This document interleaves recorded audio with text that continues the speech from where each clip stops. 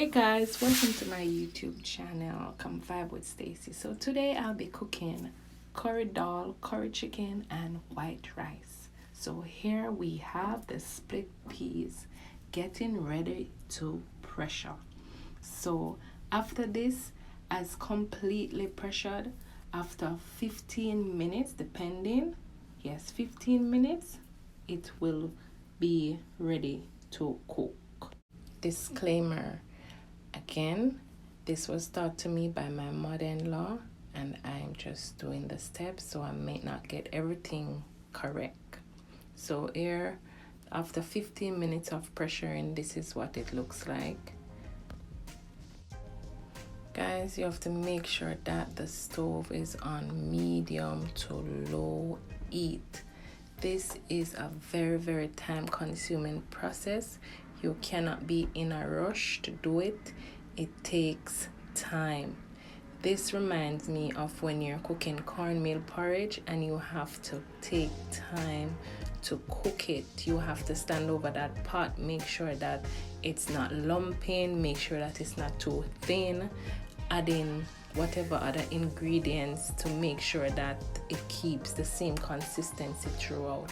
This is the same process that when you're doing cornmeal porridge. Get me?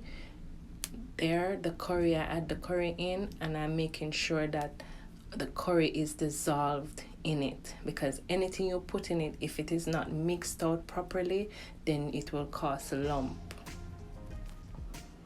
If you don't pay attention to this pot, it is a disaster. It can be very messy. Just like when you're cooking cornmeal porridge, if you don't pay attention to it, it start popping.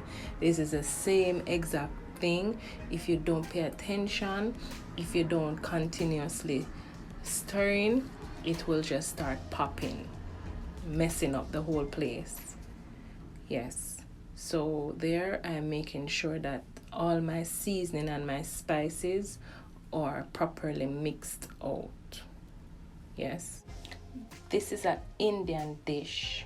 It is served with roti. So you hear they talk about dal and ball and roti and curry goat or curry chicken. So as I stated, my mother-in-law is the one who taught me how to do this. She is Indian. She was an Indian. I said was because she's no longer with us. God bless her soul. Yeah, so she was the one who taught me how to do this recipe. So don't come at me if I missed any steps. I am not an Indian. Yes. Also, remember to subscribe, like, and share. Turn on your post notification bell so whenever a new video is released, you will be notified. And if I even miss a step and any of my viewers know, please to put it in the comment section, so I'll do it the next time and make the necessary corrections. Yes, but this is very nice. She would call this section there in the left hand corner of the screen, she's chunking the dal. So there they burn the garlic in oil and make it golden brown, so the flavor of the garlic would infuse into the oil, and then they would pour that in the dal mixture, combine it together well. This would basically be the last part of it. I would have had some Scotch bonnet pepper, but because I'm catering for a toddler, I did not go in with any Scotch bonnet pepper. Yes, so at this moment it has come to an end. I'm turning off the stove and just let it rest there. Also, if you should try this recipe and you let it sit overnight, it normally gets very thick. So all you could do is just add some more water, warm it up, and it come right back to. So here I have my chicken where I add seasoned and put aside while I was preparing the dal over there. So you can see that the dal still did a look bout, and it's almost finished now, so I was able to start doing the chicken. As I said, it's like you cannot be really doing more than one thing when you're preparing the dal. Yes. So I'm getting that curry chicken ready. Everybody prepare curry chicken different. This is just my way of how I do it, you know, but at the end of the day, it's still is the same curry chicken. I season it up with all the seasoning, curry, and then I add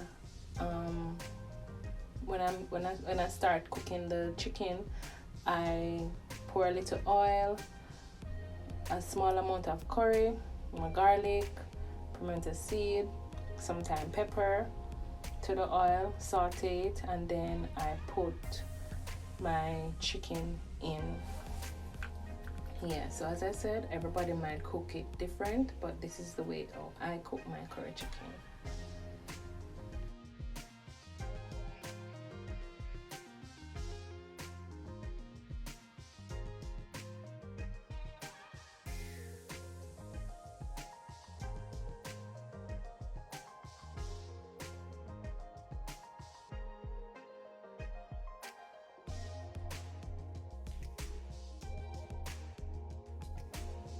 So after I put all the chicken into the pot, I'm just stirring it to make sure that everything gets cooked evenly.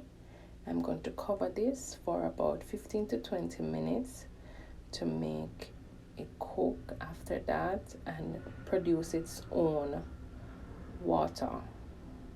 Produce its own water, or whatever you guys call it.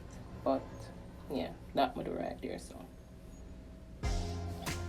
So now that part has come to an end, where everything, you know, look like it get evenly touched.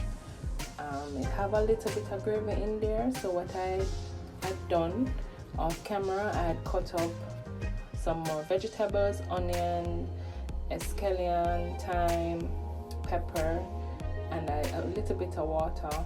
So I pour that in, and that is going to make the gravy and bring it to a finish. So this I might have left it for about the next 15 to 20 minutes, and after that it's good to go.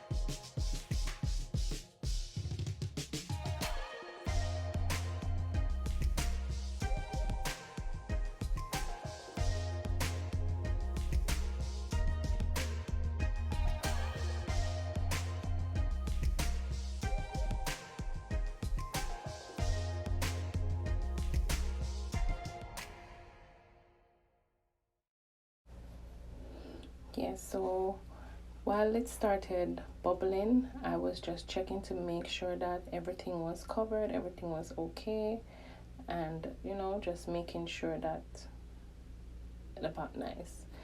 Checking my seasoning, whatever. I deliberately left this sound effect in the background. You hear the fork rubbing? My 3-year-old was ready to eat. Yes, she was. So yes, food ready. Ready. So of course I'd given her hers because she would not allow me to do anything else. So I'm here sharing out mine.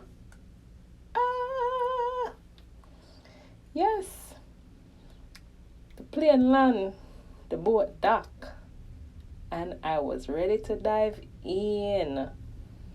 Yes, could it come true with a doll and ball? Curry chicken and rice. It was so delicious. It was so delicious. Listen, like when overnight rice and peas, Sunday, Monday, this is how dhal is. It is nice on the first day, but you see on the second day, oh my goodness. For me, it's for me. That's my thing. And it was so delicious. It was delicious. My baby ate off everything. She cleaned the plate. Perfect. Needless to say that this was so delicious. It was so delicious. I'm not exaggerating. Yeah, I'm not exaggerating. Try it and tell me what you think. Tell me what you think. But it was so good. My family love it. This is not something that I always cook or cook very often, but when it cook, yeah,